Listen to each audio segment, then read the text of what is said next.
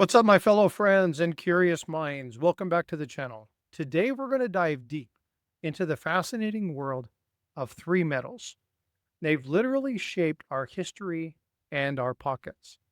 Which ones am I talking about? Well, I'm talking about copper, silver, and gold. We're going to explore the unique properties and why they're perfect for coinage. We're also going to uncover America's most iconic coins. So grab that magnifying glass and a magnet, and let's get started. First, have you ever wondered why coins don't stick to one another, or to a refrigerator magnet, or even other pieces of metal? Well, it's because there's a property inside those three metals, and that property is called diamagnetism. Now, most materials you encounter are either ferromagnetic, like iron, meaning that they have a strong attraction to magnets. They're paramagnetic, which means they are weakly attracted to magnets. But copper, silver, and gold, they're diamagnetic. But what does that actually mean? It creates a very weak magnetic field, but instead of being attracted, it actually repels subtly, very softly. In fact, it's such a weak repulsion that you can barely feel it. It's certainly not strong enough to make them stick together, but this intrinsic property is a big reason why these noble metals, and there's a table of these located on my community page. So if you want to go look at the various noble metals, you can go look at that. But it explains why they're so useful for things like currency. Can you imagine having a bunch of coins that kept lumping together in your pocket? It'd be a pain in the butt. But beyond their non magnetic nature, copper, silver, and gold possess some remarkable properties that have made them go to choices for coinage for millennia. First off, malleability.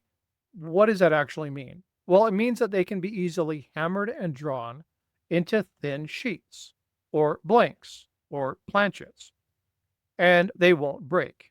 Now, why is this important? Well, this is essential for minting and for allowing the intricate designs to be struck onto coin blanks. Secondly, they're beautiful. You ever seen a brand new shiny copper penny? Or a really nice brand new American silver eagle? Or maybe a brand new freshly minted buff? They're gorgeous. Their inherent luster and their attractiveness make them aesthetically pleasing. But most importantly for the currency, they have a high resistance to corrosion and tarnish. Now, even in medieval times, this was extremely important. You didn't want your money wasting away. Iron and things like that rust. Other metals can quickly degrade, like zinc, where copper, silver, and especially gold can endure for centuries, which maintain both integrity and value. This durability ensures that the coin lasts through countless transactions and over, in some cases, the millennia. Finally, relative to their rarity and intrinsic value. Obviously, these are precious metals, and they can utilize these three metals to store suitable stores of wealth.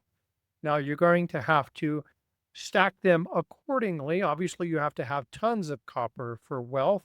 You have to have less silver and far less gold. But this is something we probably all already know. But first, let's talk about two of the most important and respected bullion coins in the entire world, the American silver and the American gold eagles. Now, these coins are not just beautiful, they're also a testament to the properties of gold and silver. The American silver eagle was introduced first in 1986. It's a 1 ounce coin and is guaranteed by the United States government. Why is it guaranteed? Because it contains 1 troy ounce of 999 fine silver. That's 99.9% pure silver. Just like its counterpart, the American Gold Eagle also made its debut in 1986. And while it comes in various denominations, the most common is the 1 ounce coin.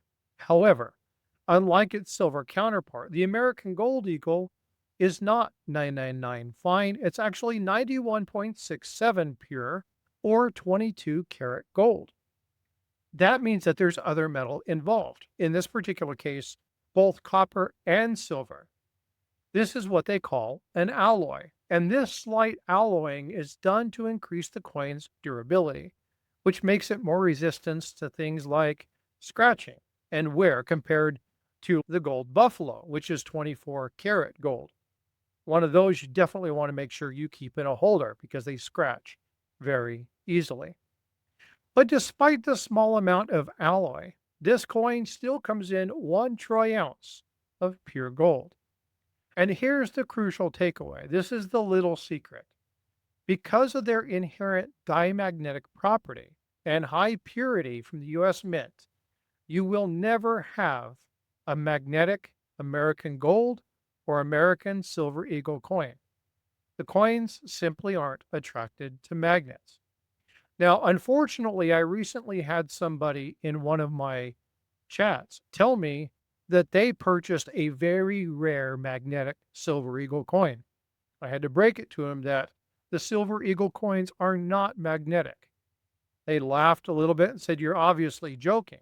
Unfortunately, I had to post the magnetic properties of various metals, talking about the noble metals, ferromagnetic, and paramagnetic metals, so that they would understand that this wasn't a joke. They had overspent on something that was most likely counterfeit.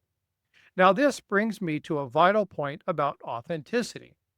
See, if you ever come across what appears to be a gold or silver eagle coin that is attracted to a magnet, even weakly, it should be a significant red flag. It's highly likely to be a counterfeit coin. This usually made from cheaper ferromagnetic or paramagnetic alloys like steel or nickel alloy, which are then plated with a thin layer of silver or gold. Now, gold also has tungsten that has been utilized because its properties are so close. Such coins are not genuine in the US currency or bullion market. So if you suspect you got a counterfeit coin, it's crucial to handle in accordance with the law. Don't try to spend it and don't try to resell it. Contact your local law enforcement agency. I did a video on how to report one of these. Go check out that video. It's going to be posted at the end. And reference your local FBI and Secret Service agencies for guidance.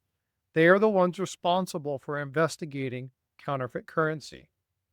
So what's the bottom line? Stay informed. Now, there's more ways than just the magnetic to test the silver and gold to make sure it's authentic. But the key is neither one of these two coins will ever be magnetic. There you have it. Copper, silver, gold are not just beautiful and valuable, they're unique in their diamagnetic property that are a fundamental reason why these coins have been the bedrock of coinage for centuries. Ensuring that our money doesn't literally stick together, and remembering that a simple magnet test can be your first line of defense against a counterfeit coin. Now, it's not your only line of defense.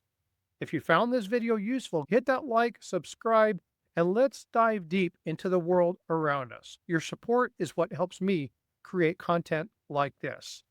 And I want to hear from you.